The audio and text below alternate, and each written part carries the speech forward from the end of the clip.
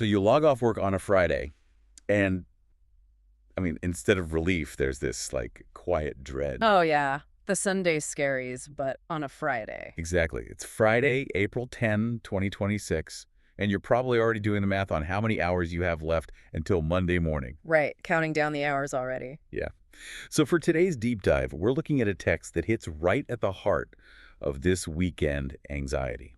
It's a really famous essay called On the Shortness of Life by the Roman Stoic philosopher Seneca. Oh, this is such a fantastic piece. It really is. I want to jump straight into the central quote from our sources because honestly, it's a genuine gut punch. He wrote, "It is not that we have a short time to live, but that we waste a lot of it." A total gut punch. The mission today is to really figure out the mechanisms behind this paradox. Like, how can you actually take your weekend back? And what's so fascinating here is that Seneca, well, he was observing this exact same anxiety in ancient Rome. Wait, really? Like 2,000 years ago?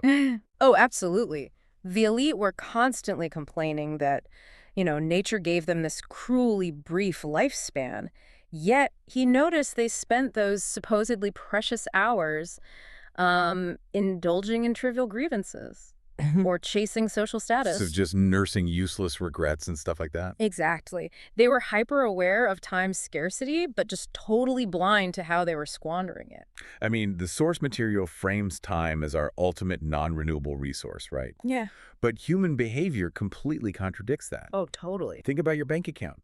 If a stranger walked up and asked for $100, you'd slam your wallet shut. Of course you would. But we hand over hours of our weekend to, like, endless doom scrolling or agonizing over some work email that just doesn't matter. Yeah, that Friday afternoon email that ruins the night. Right. Why are we psychologically wired to be so protective of our wealth, but so reckless with the only currency we can literally never earn back? Well, I think it really comes down to tangibility. Money is a quantifiable abstraction. Okay, what do you mean by that? Like, you can actually see the numbers drop in your banking app, and that triggers an immediate loss aversion response in your brain. You feel the pain of losing it. Ah, right.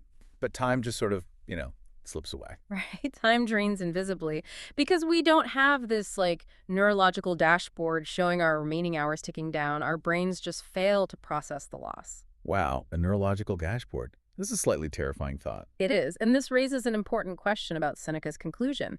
He argued that a human lifespan is actually incredibly long, completely sufficient for the highest achievements. Right, but only if we use it wisely. Exactly, only if we invest it properly.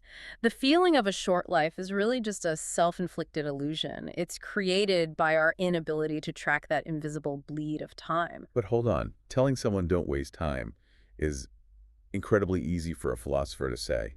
Actually executing that on a Saturday morning when you're totally exhausted. And your phone is literally engineered to hijack your attention. Yes, that's a completely different story. Mm-hmm. Does Seneca actually provide a mechanical way to stop this invisible bleed? Or is it just, some theoretical ideal? He does, actually. And it requires a fundamental shift in how we relate to the present moment. The Stoic cure for this is intensely intentional living. Intentional living. So what does that actually look like for the weekend? Well, rather than passively waiting for the weekend to pass or anxiously projecting your mind into Monday's obligations, you anchor your attention completely on the current action. Because of being present. Right. It's about depth, not duration. When you engage with your time deliberately, whether that's mastering a complex skill or engaging in a really deep, undivided conversation, you actually alter your psychological perception of time. Oh, that makes so much sense. You basically stretch it out by increasing the density of your experience. Okay, here's where it gets really interesting to me. It's the stark difference between merely existing and truly living. Oh, absolutely. Just occupying physical space for 38 hours isn't a weekend. By actively ignoring the trivial noise and focusing on high-density, fulfilling experiences, you are effectively expanding the psychological length of your time off. Precisely. If we connect this to the bigger picture, a long life, or even just a long weekend, isn't measured by a high accumulation of hours on the clock. Right, it's not just a numbers game. No, it's measured by the deliberate absence of wasted ones. So what does this all mean for you as you head into this Friday night? We want to leave you with a final thought to mull over that builds on these Stoic ideas. A little weekend homework, but, the fun kind. Exactly.